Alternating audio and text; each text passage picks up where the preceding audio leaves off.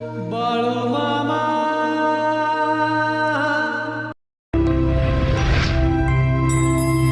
नाही तुमचे नाही आमचे, सद्गुरू हे साऱ्यांचे. चला चरणी मस्तक ठेवूनी दर्शन घेऊया श्री सद्गुरू बाळूमामांचे. श्री सद्गुरू बाळूमामांच्या कृपाशीर्वादाने श्री संत सद्गुरू देव अवतारी बाळूमामा या जीवनचरित्र ग्रंथाचे वाचन. यांच्या चरित्र ग्रंथाचे वाचन म्हणजे पारायण. यामधून आपल्याला मामांचे अनेक लीला अनुभव कथा समोर येणार आहे आणि यातूनच योग्य बोध घेऊन आपण आपले आयुष्य सुखकर आणि समृद्ध बनवूया. बाळूमामांच्या नावानं चांग भलं. देव माझा बाळू मामा. बाळूमामांच्या नावानं चांग भलं. भक्तांची दुर्बुद्धी ओळखून मामांनी रक्षण केले. दादूच्या म्हणजे मामांच्या भावाचा मुलगा जमिनीचे प्रकरण चालू असताना फार मनस्ताप होऊन दादूच्या मनात भलताच विचार आला. प्रतिपक्षाच्या जमिनीतील उभे संपूर्ण पीक उपटून टाकून त्याचे नुकसान करण्याचे दादूने ठरवले. योगायोगाने त्याला बाळूमामांच्या दर्शनाला यावे लागले. सर्वज्ञ मामांनी दादूला आपल्याजवळ मुद्दाम काही दिवस ठेवून घेतले. त्या काळात 2 वेळा सर्पदंश होण्याचे क्षण आले, परंतु दादूने सर्पांनाच ठार केले. 3ऱ्या वेळीही दादू सर्पदंशाच्या क्षणीच सही सलामत सुटला.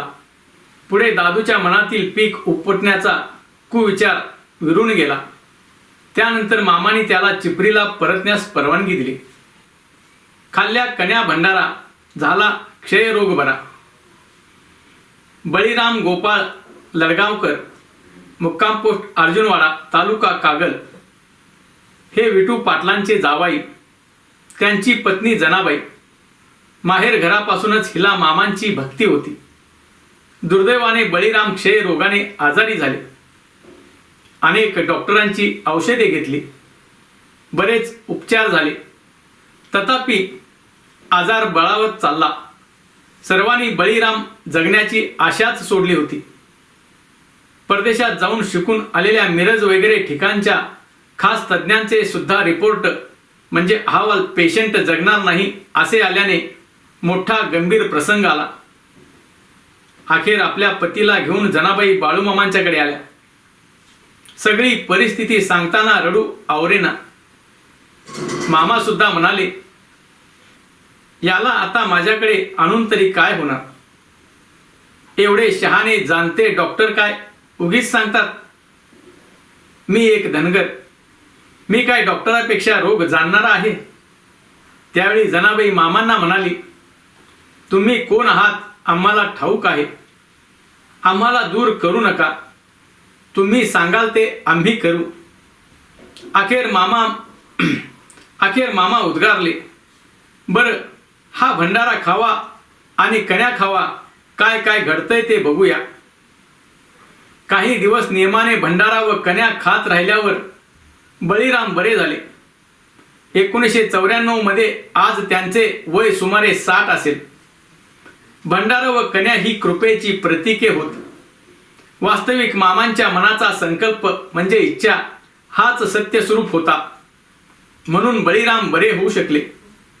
सामान्य माणसाला आत्मबळ नसल्यामुळे सत्य संकल्प शक्य नसतो. ईश्वरी पुरुष सत्य संकल्पवान असतात. पुण्याई सकृत असेल तरच ते भेटतात. मामा भुजंगरूप झाले. कापशी जवळील बाळेघोल येथील घटना आहे.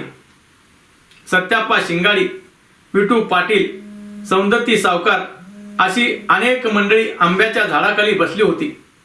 कापशीच्या पश्चिम भागातील 10-12 मुले जवळच्या पानंदीतून बोलत चालली होती. अरे बाळूमामा देव सांगतो म्हणे, फार चमत्कार करतो म्हणे. कसला आहे ते पाहून येऊया. काय चमत्कार दाखवतोय बघूया. 10-12 वर्षे झाली आपण बाळूमामाला बघावं म्हणतोय, पण घडत नाही. पानंदीतूनच आंब्याखाली बसलेल्या मंडळींना मुलांनी विचारले, अहो मंडळी, बाळूमामा धनगर कुठे आहे? एक क्षणभर कोणीच काही बोलले नाही. नंतर बाळूमामाच मुलांना म्हणाले, अरे बाळानो, तो बाळू धनगर तिकडे समोर डोंगरात आहे, तिकडे बघा. त्यामुळे मुले पुढे चालत काही पावले गेली. परंतु लगेच बाळूमामा म्हणाले, अरे शिंगाडी, त्या मुलांना परत बोलव. शिंगाड्यांनी मुलांना जवळ बोलवले. मुले मामांच्या समोर आली. तेव्हा मामा म्हणाले, बाळानो, बाळू धनगर मीच आहे.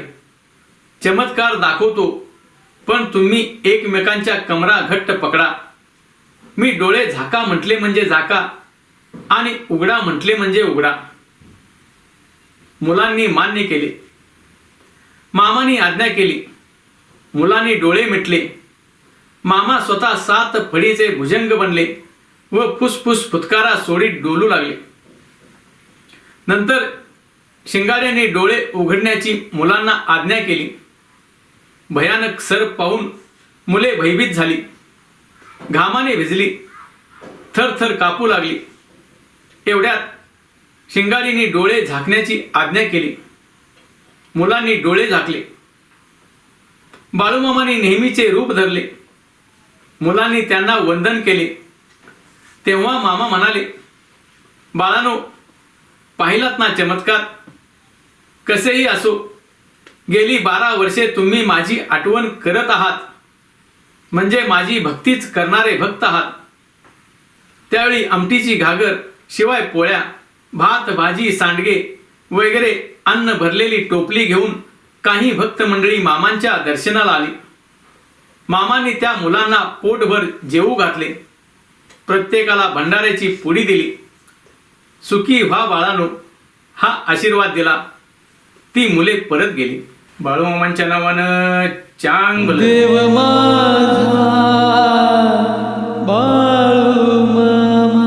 श्री सद्गुरू बाळूमामा हे चालते बोलते देव हो. आदमापूर क्षेत्री ते समाधिस्थ झाले. आज मामांचे समाधी स्थान आदमापूर व पवित्र खांबाचे मेतके ही क्षेत्रे परम पावन क्षेत्रे बनली आहेत. लाखो भाविक मामांच्या दर्शनाने आणि कृपेने सुखी होत आहेत. आपण सर्व असेच पावन होऊया. बाळूमामांच्या नावानं चांग भलं.